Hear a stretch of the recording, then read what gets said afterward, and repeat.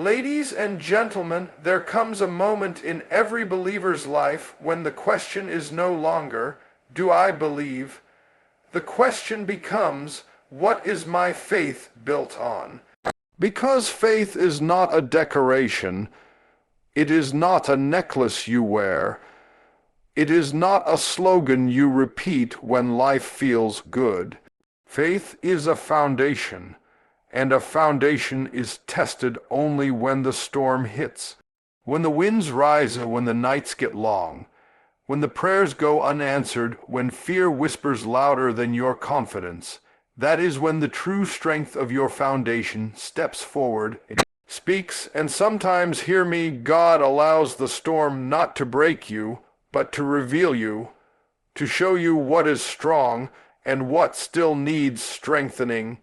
You cannot build a skyscraper on sand. You cannot carry destiny on doubt. If God is going to lift you, He must first anchor you. Your faith must be built, not borrowed. You can't rely on someone else's testimony to survive your own war. You must dig your own well and drink from your own revelation. And let me tell you something, faith doesn't grow in comfort. It grows in consistency. It grows in discipline. It grows when you open your mouth and declare, I refuse to quit. I refuse to bow. I refuse to break. What you feed will live. What you starve will die. Feed your faith. Starve your fear. And be mindful of your environment, because faith cannot thrive in a battlefield of negativity. You need people who speak life, people who remind you of who you are when your own reflection feels unfamiliar. You need an environment that says, stand up, hold your ground, your breakthrough requires your belief. Strengthening your foundation means this. You stop waiting to feel strong, and you choose to stand strong. Faith is not a feeling. Faith is a decision that says, even when I don't understand the plan, I trust the one who wrote it. A decision that says, my circumstances don't shake me, because my foundation is deeper than my situation. And when you decide, truly decide, that your faith is non-negotiable, the enemy loses his leverage, fear loses its voice, doubt loses its authority, because a man with a firm foundation cannot be moved, cannot be manipulated, cannot be defeated. So today, I challenge you, strengthen the pillars of your faith. Reinforce what God has built in you. Stand tall, stand bold, stand unshaken, because when your foundation is strong, no storm can break you. No giant can stop you. No weapon can prosper. And your destiny, your God-given destiny, will not just survive, it will stand, and it will shine, and it will speak for generations to come. Here is an expanded version of *** keynote 1 ****. Faith must be built, not borrowed * around 600 words, with no headings, in an emotional, powerful T.D. Jakes style tone. Faith must be built, not borrowed. There comes a time in life when you can no longer lean on what someone else believes about God, about purpose, about destiny, or about you. You can no longer depend on the prayers your mother prayed, the sermons you heard once a week, or the moments of inspiration that touched you for a few seconds, but never rooted themselves in your soul. Borrowed faith might get you started, but it cannot carry you through a storm. Borrowed faith might encourage you, but it cannot anchor you. Borrowed faith is like standing on a floor someone else built. You'll feel steady until the wind blows, until the pressure rises, until the weight of real life presses down, and suddenly you realize the floor wasn't built for you, it was built for them. There are seasons in your life where God will pull away every support system, every crutch, every familiar voice. not to abandon you, but to force you to build your own foundation, to push you into a deeper level of trust that no one can teach, no one can transfer, and no one can sustain for you. Because true faith is something you must construct with your own hands, brick by brick, prayer by prayer, tear by tear. It's forged in the moments no one sees, the battles no one knows you're fighting, the nights you cry out and say, Lord, I need you for myself. I need you in my own weakness. I need you in my own confusion. I need to know you not through someone else's testimony, but through my own encounter. You cannot build faith by watching someone else live it. You cannot grow by sitting on the sidelines and applauding others who walk with strength. Sooner or later, life will usher you onto the stage of your own reality, and you will have to stand.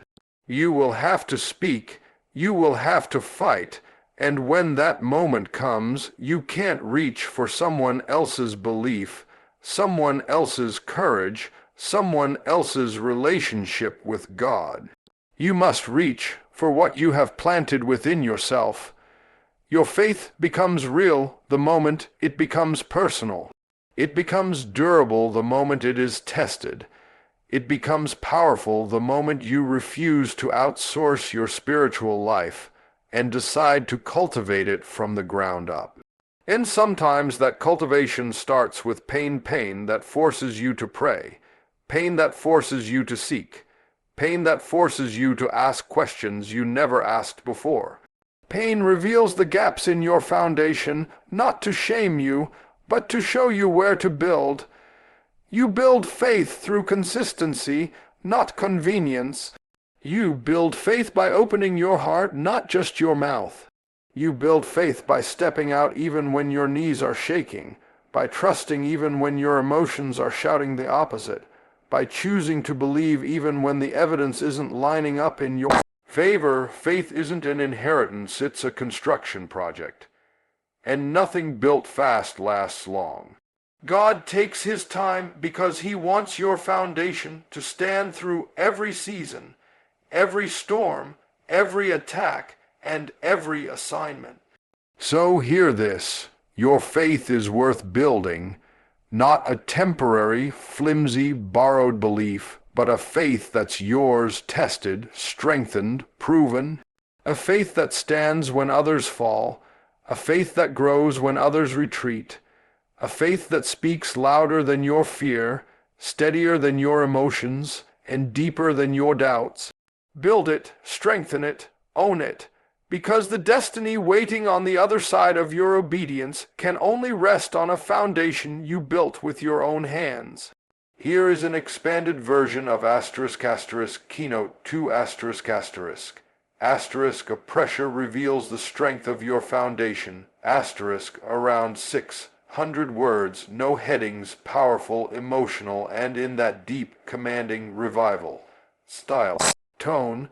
Pressure reveals the strength of your foundation. You never truly know what you're standing on until something pushes against you. Anybody can talk faith in the sunshine. Anybody can shout hallelujah. When everything is flowing, everything is falling into place, and life feels like a perfectly choreographed dance.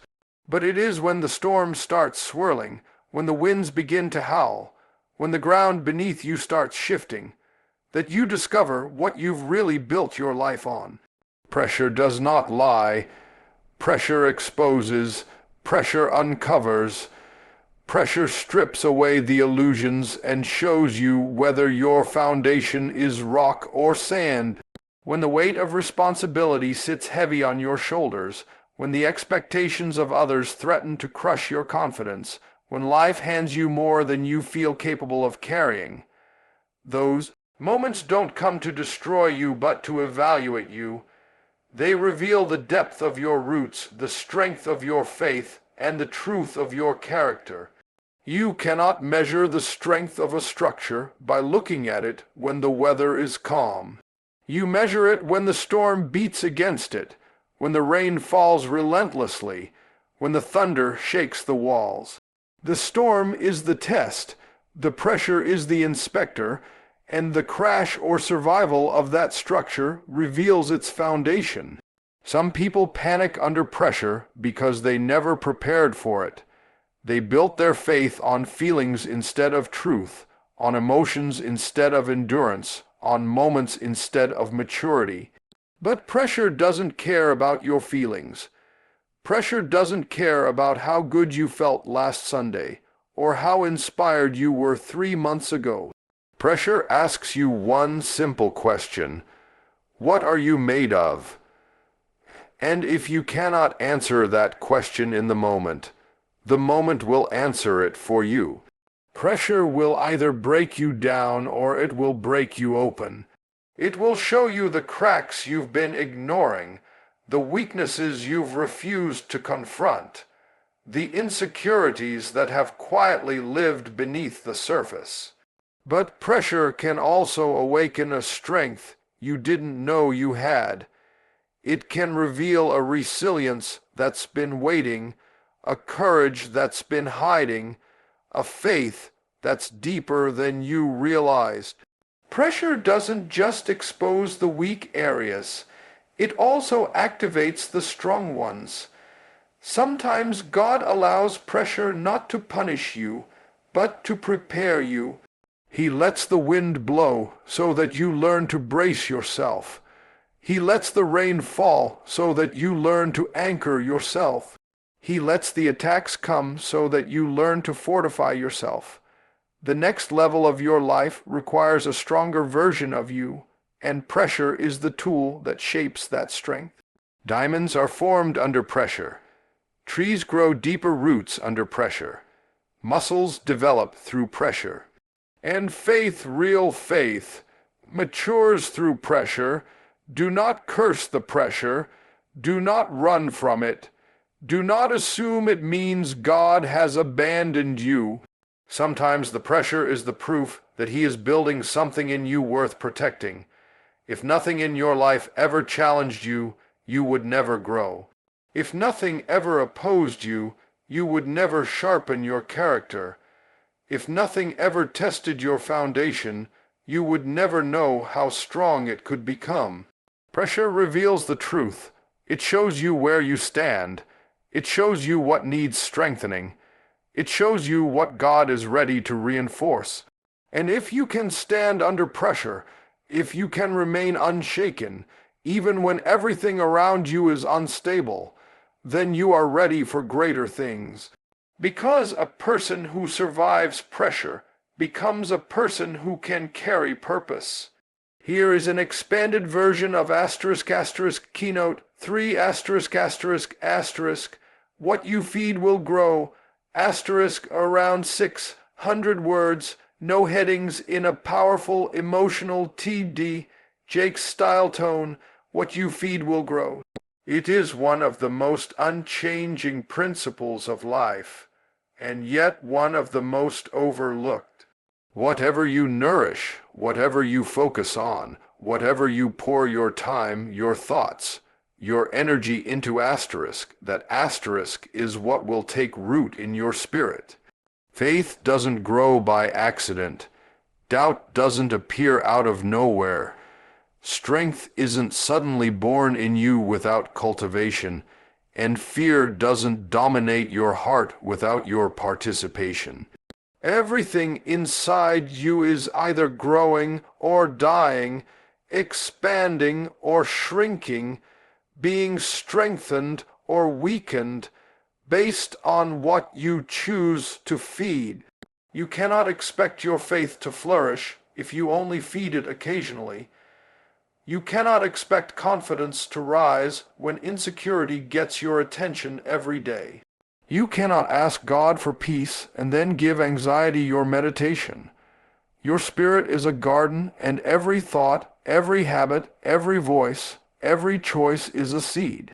Some seeds grow into belief. Some grow into fear. Some grow into purpose. Some grow into paralysis. But make no mistake, you decide what grows and what dies. When you constantly feed worry, worry grows. When you feed comparison, comparison grows. When you replay your failures over and over, those failures grow into a narrative that shapes your identity. But the same is true on the positive side. When you feed hope, hope grows. When you feed faith, faith grows. When you feed your soul with truth, with prayer, with discipline, with intentionality, your spirit starts gaining weight, gaining strength, gaining the spiritual muscle to carry what life demands of you. The problem is not that people don't have faith. The problem is that they feed everything except their faith. They feed their fear with negative thinking. They feed their discouragement by rehearsing old wounds. They feed their doubt by surrounding themselves with people who speak from their limitations instead of their possibilities. You cannot fill your mind with toxic voices and expect a healthy spirit. You cannot consume defeat all week and expect victory to rise on Sunday.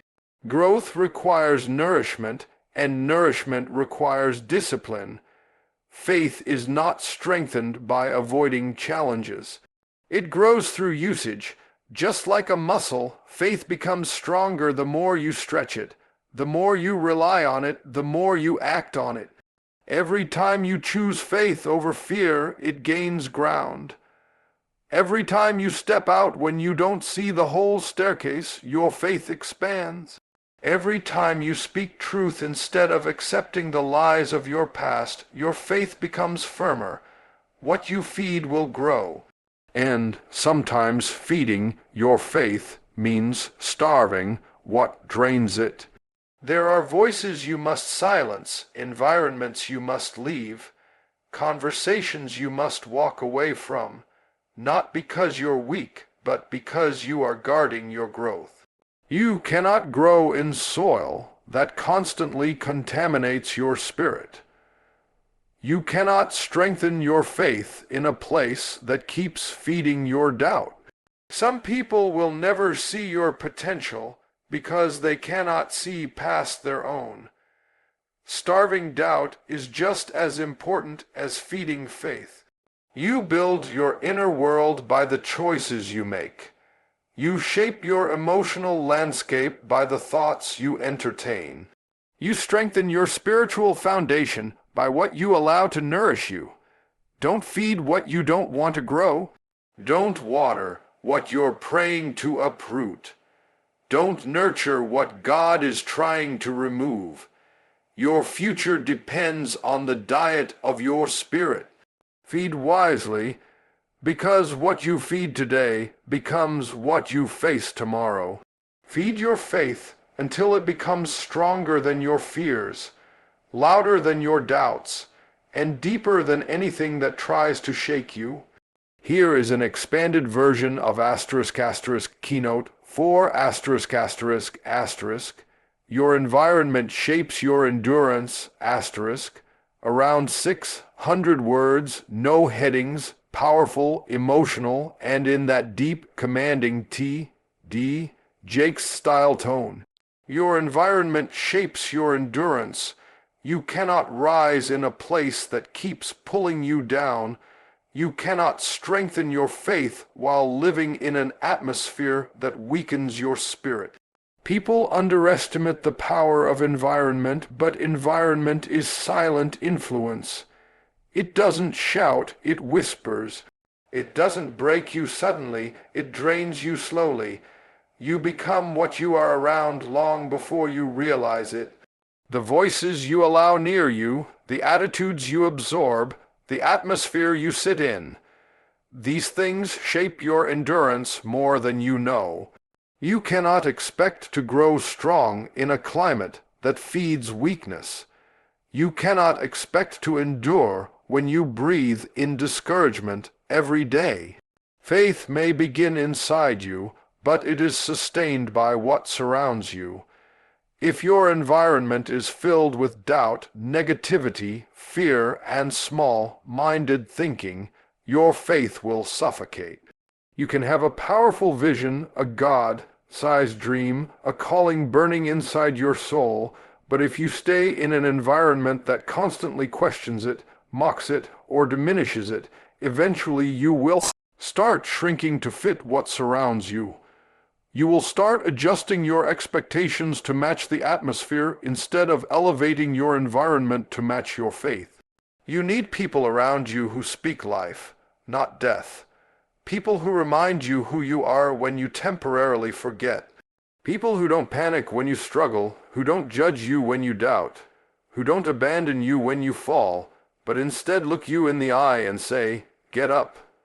There's more in you." You need voices that expand your faith, not voices that shrink it. Because endurance is not just built by what you believe, it is strengthened by who you run with. You cannot run a marathon with people who get winded in the first mile. You cannot soar with people who refuse to leave the ground. You cannot survive spiritual storms when your circle collapses at the first sight of clouds.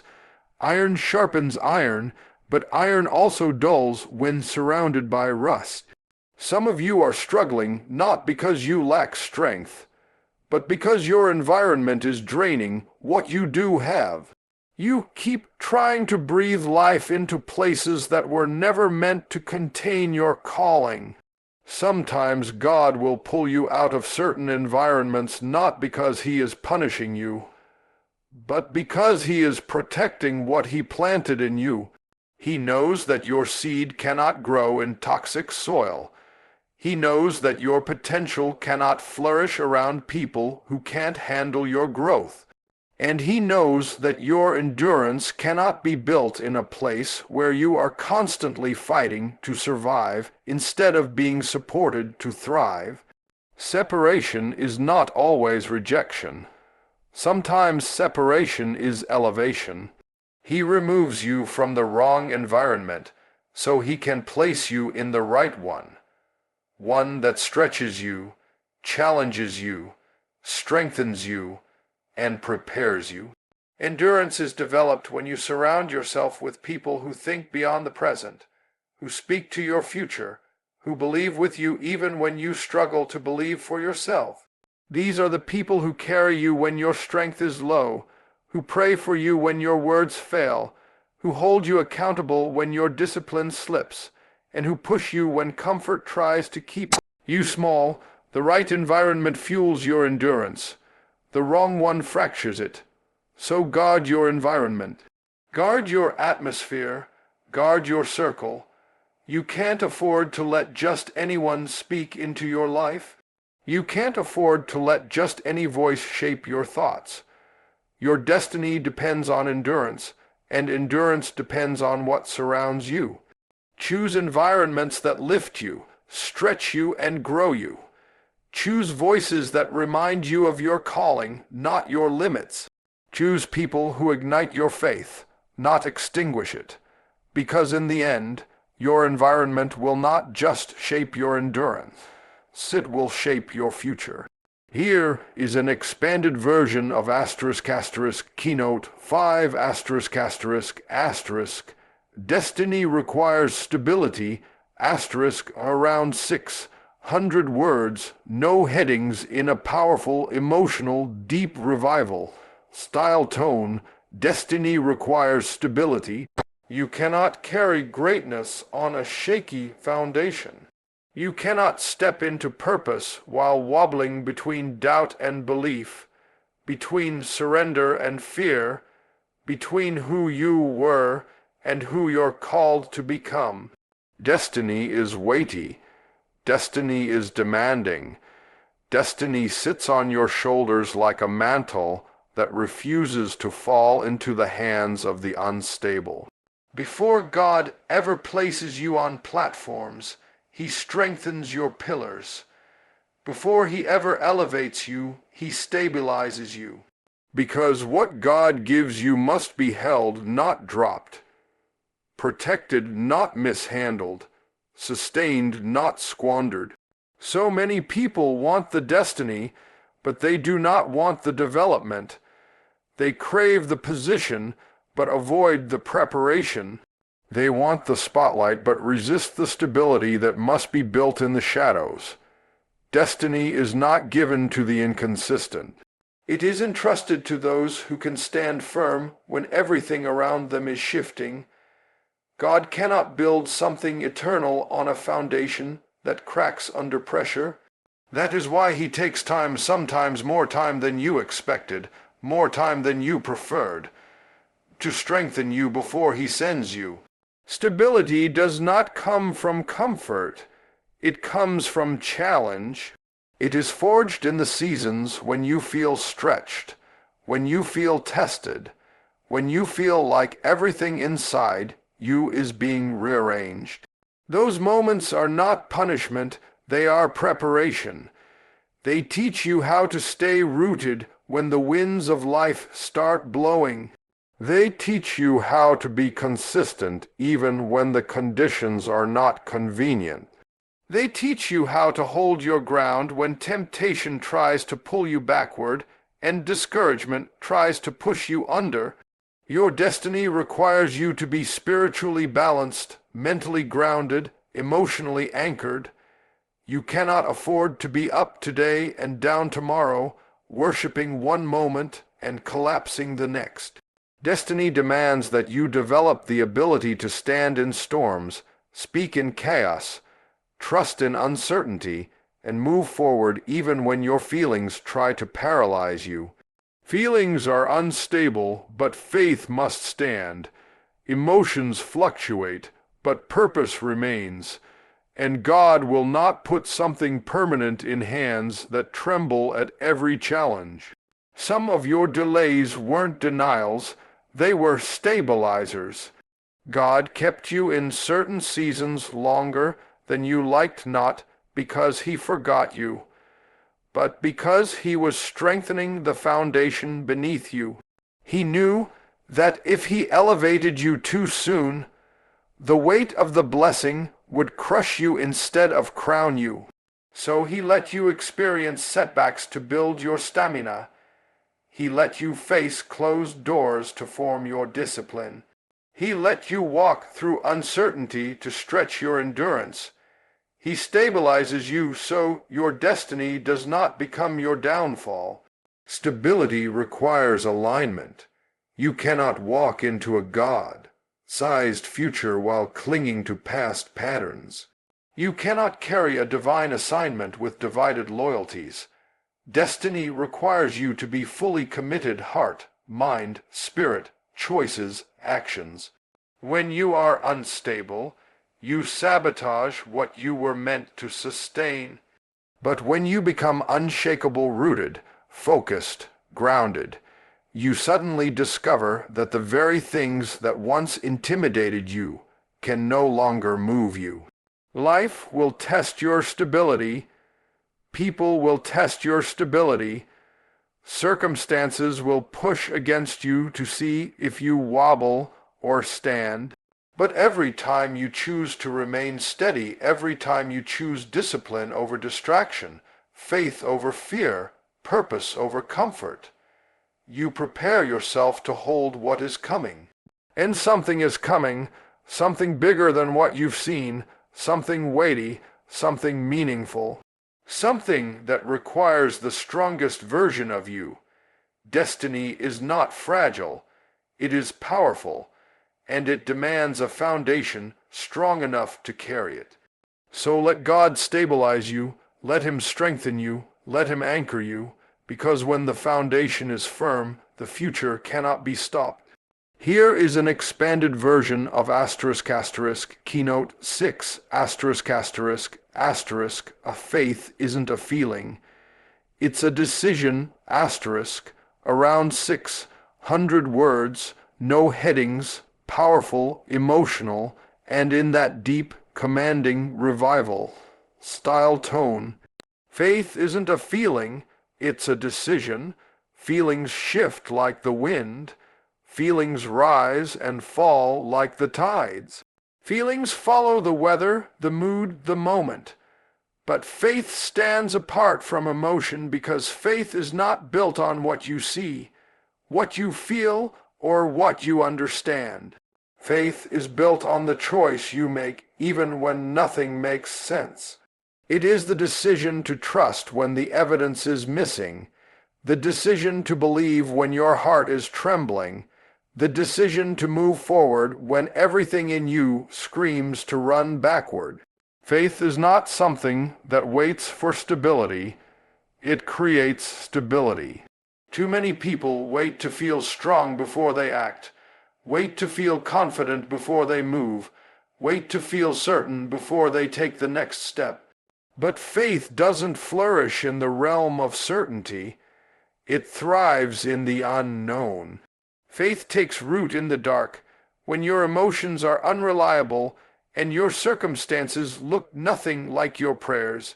It is in those moments that faith becomes a decision, an unshakable, unwavering, deeply personal decision to say, "Even if everything around me shifts, I will not." Your feelings may betray you, but your faith does not have to follow them. Your emotions may rise like waves crashing against your peace, but you do not have to drown in them. Faith is the anchor you choose to hold onto when everything else tries to drift. Faith says, "I choose trust over turmoil. I choose truth over fear. I choose perseverance over panic." It is a conscious commitment to stand when you don't feel like standing, to pray when you don't feel spiritual, to worship when your heart feels heavy, and to fight when your strength feels low. Faith is a decision that refuses to bow to the instability of emotions. There are days when you won't feel courageous. There are days when you won't feel hopeful. There are days when you won't feel God's presence the way you wish you could. And yet, your faith can still stand, because faith is deeper than feeling. It is rooted in conviction. Conviction doesn't shift with the weather. Conviction doesn't shrink under pressure. Conviction doesn't crumble because conditions aren't ideal. Conviction is built on truth, unchanging, unshakable, eternal truth. And sometimes God will allow your feelings to falter so your faith can grow. If faith was only real when you felt strong, it wouldn't be faith. It would be emotion. But when you decide to stand firm even when your heart is trembling, that is when your faith is proven. That is when it matures. That is when it becomes something the enemy cannot manipulate. Because once faith becomes a decision, it becomes untouchable. Feelings are indicators, but they are not dictators. They may reveal where you are, but they don't have the authority to determine where you go. Faith determines direction. Faith decides movement. Faith pushes you out of the valley. Faith keeps you focused on the promise when the process gets painful. Faith says, "I choose to keep going, not because I feel ready, but because I know who walks with me." And the power of choosing faith is this: every time you make that decision, your foundation strengthens. Every time you say yes to belief and no to fear, the ground beneath you becomes more solid. Every time you choose trust over turmoil, your spiritual backbone gets stronger. Decisions shape destinies, choices build futures, and choosing faith day after day, moment after moment, makes you unshakable. So don't wait for your feelings to catch up to your faith. Don't wait for emotions to align before you decide to trust. Make the decision now, choose faith now, stand firm now, because once faith becomes your decision, nothing, no storm, no setback, no season can take it from you.